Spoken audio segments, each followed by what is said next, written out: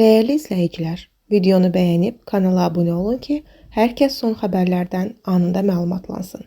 Qida Təhlükəsizliyi Agentliyinin məlumatına əsasən ötən ay ən çox qida zəhərlənməsi pomidor turşusundan olub. Bildirilib ki, 2026-cı ilin yanvar ayı ərzində agentliyə qida zəhərlənməsi halları ilə bağlı ümumilikdə 28 müraciət daxil olub.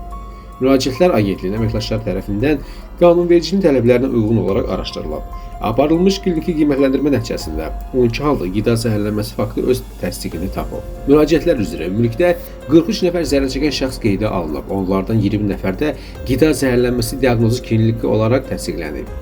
Təsdiqini tapmış zəhərlənmə hallarının əhəmiyyətli bir hissəsi məişət şəraitində hazırlanmış pomidor turşusunun istehlakı ilə əlaqəli olduğu bildirilib. Zəhərlənmələrin qarşısını almaq üçün hansı tədbirlər görülməlidir? Bu barədə açıqlama verən toksikoloq Aynur Məmmədova qida zəhərlənmələri içərisində ən ağır gedişli və ölüm faizinin yüksək olan xəstələrdən birinin botulizm olduğunu söyləyib.